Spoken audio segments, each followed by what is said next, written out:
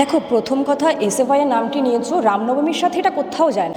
কেন, যারা যাদবপুরের ক্যাম্পাসে যারা ছাত্রদেরকে সরস্বতী পুজো করতে দেয় না, তারা যদি রামনবমীর নিয়ে চিন্তা করে বা কোনো মন্তব্য করে, এটা বাংলার মানুষ মেনে নেবে না। কারণ যারা ভগবান মানে না, ঠাকুর মানে না, যারা রামের অস্তিত্ব সম্বন্ধে মানে না, তাদের কথা নিয়ে আমি আর কিছু বলবো না। দেখো, এটা বলতে পারো যে এসএফআই এর ধর্মকে কেন্দ্র করে একটা প্রোপাগান্ডা। ওরা বরাবরই দেখা গেছে যে সরস্বতী পুজো থেকে শুরু করে নানান ধর্মীয় রীতিনীতি উৎসবের মধ্যে ওরা এই প্রোপাগান্ডা তৈরি করে অশান্তি করার চেষ্টা করে। হতে পারে এসএফআই এরই কোনো উদ্দেশ্য রয়েছে, তৃণমূলের সাথে গট আপ করে, ওরা তো একই সাথে চায়ের লোকজন, তো কোনো গট আপ করে হতে পারে যে রামনবমীতে ওরাই অশান্তি পাকাচ্ছে।